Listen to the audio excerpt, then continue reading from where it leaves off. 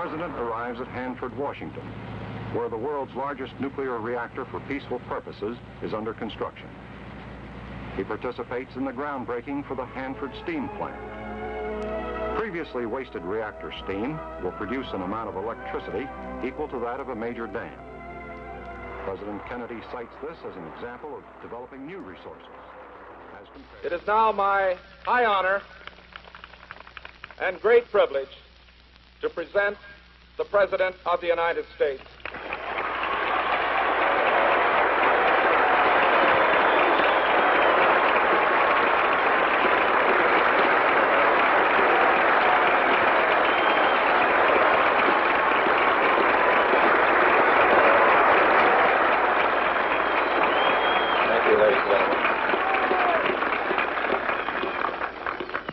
My old,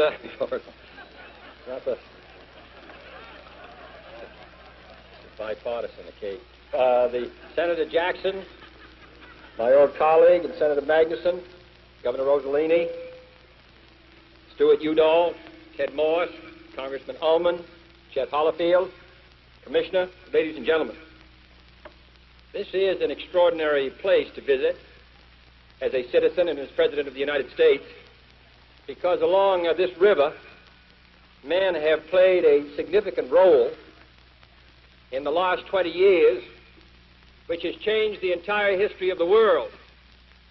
And therefore, to come all the way from Washington and see this river and see these reactors and recognize their significance in the closing days of the Second World War, and also the role that the men and women who work here have played in the years since the Second World War in maintaining the strength of the United States, I am here today and express my appreciation to you.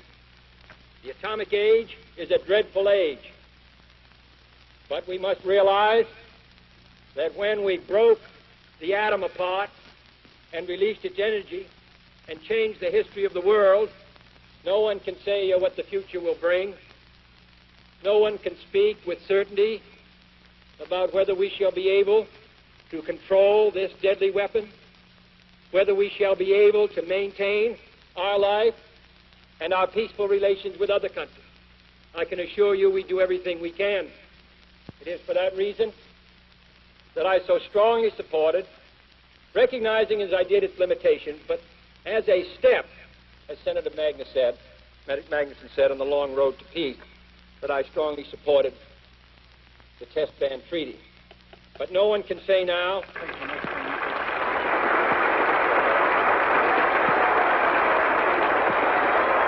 no one can say what will come of all that effort, or indeed of the whole atomic age. It may well be that man recognizes now that war is so destructive, so annihilating, so incendiary, that it may be possible out of that awful fact, it may be possible for us, step by step, to so adjust our relations, to so develop a rule of reason and a rule of law that we may, out of this scientific change, it may be possible for us to find a more peaceful world. That is our intention. But I want you to know that the effort that you have made and invested, the talents which have been at work here, I think on several occasions, have contributed to the security of the United States and in a very large sense to the peace of the world. I'm also glad he'd come here today because we begin work on the largest nuclear power reactor for peaceful purposes in the world. And I take the greatest satisfaction in the United States being second to none. And I think this is a good area where we should be first. And we are first.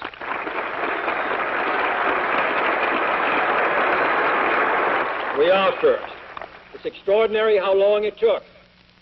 It's extraordinary what energy, human energy, was required to get this concept accepted. But as Scoop Jackson said, just as it took a decade to get the Grand Coulee, which of all the extraordinary national assets I've seen in the last 2 days is the most extraordinary, because it not only led to the prosperity of this valley, but led to what has been happening here for 20 years, and now leads to this new breakthrough. From that action, which took a decade to accomplish, and which will pay for itself many times over, and in a sense already has, we have some idea of how important it is that these fights be won. And this fight was won by the dedicated work of the members of this state, work in the Senate, the Congress, and most of all, I think, by the local people, who, when the Congress failed to meet its complete responsibility, took up the slack. And therefore, this is a partnership in a very real sense between the national government and the local community for the benefit of our country. I come from Massachusetts.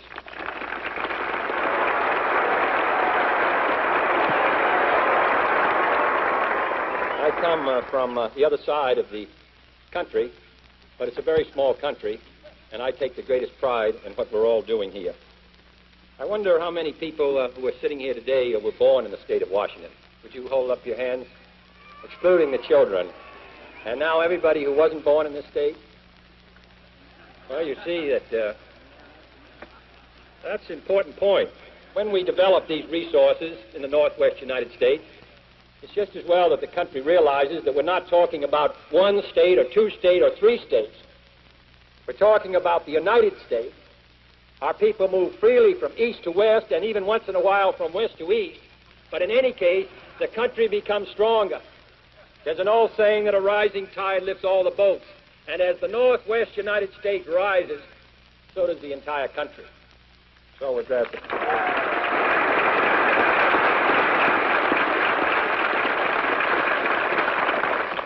So Governor Rosellini, Owen Hurd, Glenn Lee, Don Pugnetti, and the others, I want to tell you that you have fulfilled your responsibilities as citizens, and I think that this is going to be an extraordinary development. And I look forward to coming back here sometime and seeing this at work, because what you're able to do here, I think, can be done around the world. So we're going to show them the way. One of the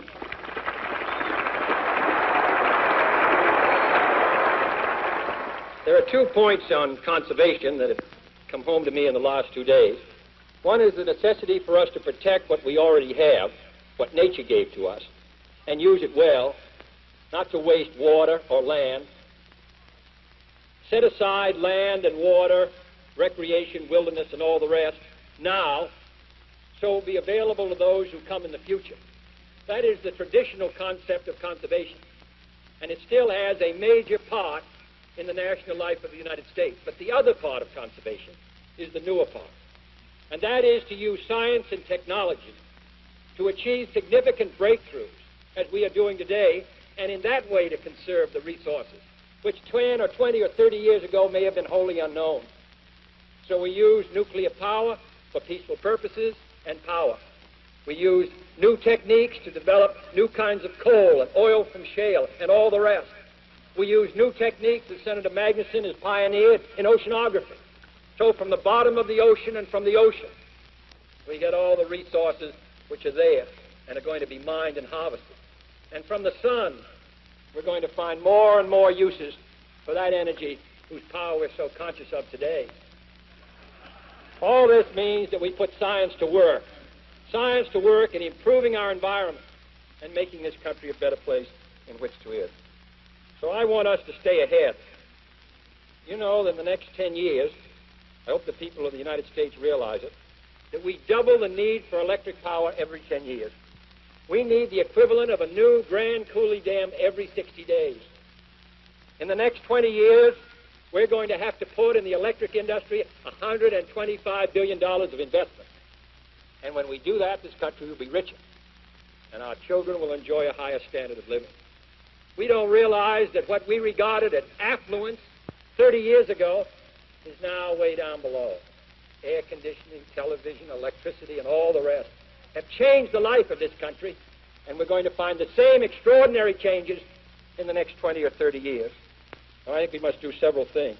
First, we must maintain an aggressive program to use our hydro resources to the fullest. Every drop of water which goes to the ocean without being used for power or used to grow or being made available on the widest possible base is a waste. And I hope that we will do everything we can to make sure that nothing runs to the ocean unused and wasted. And secondly,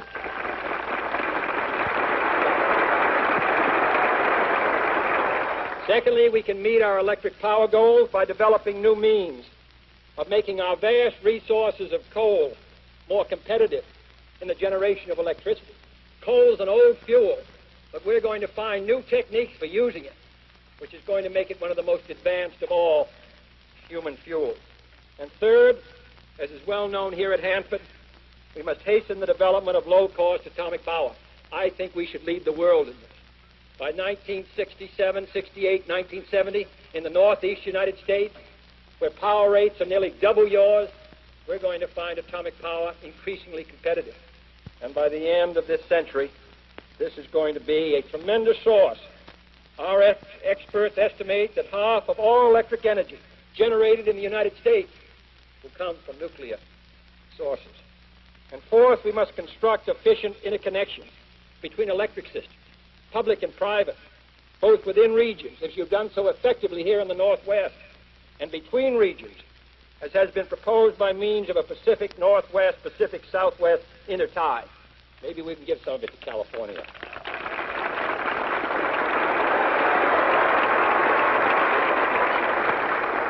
And finally, we must not allow this technology to lead to monopolization, either by the federal government or by large combines of private utilities. We should realize the economies of size without jeopardizing the rights of our citizens to be served by the type of electric utility they prefer, and also to encourage competition. These are the things we must do, and many more. This great rich country of ours has a long unfinished agenda, but it's always had that agenda in creative times. And this is a creative time in our country and throughout the world. All of the trained and educated men and women who are making our country over, who are building a better standard of living for our people, this is a time when we wish to encourage that release of energy, human energy, which is the most extraordinary of all. And therefore, I'm proud to come here across the United States as President to express our thanks to you, to express my pride in what is being begun here today, which puts the United States, as I said, once more in the lead in a whole new area which can mean so much to people around the world.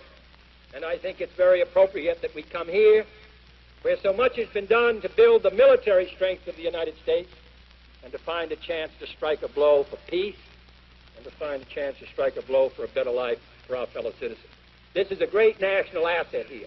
I can assure you it will be maintained.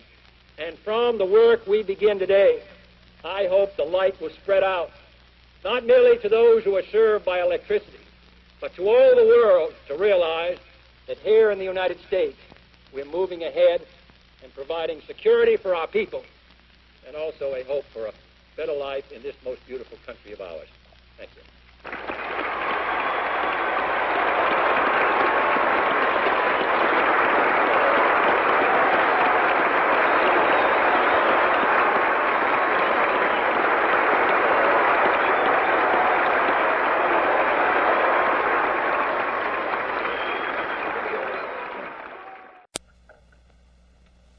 Mr. President, I think it is indeed fitting that the breaking of ground for this particular power facility should be initiated through the use of the atom. We have a wand here, a pointer for your use, which in this particular case has on its tip a piece of uranium from the first reactor placed at Hanford many, many years ago. We have before you a counter which I hope you will be able to hear a certain amount of the background clicking from the normal radiation which is present in the atmosphere, cosmic rays, and so on. If you will take this wand, Mr. President, and approach the counter, we will hope to initiate the action of the crane on your left. Yes, at this time. It's a pleasure to do this.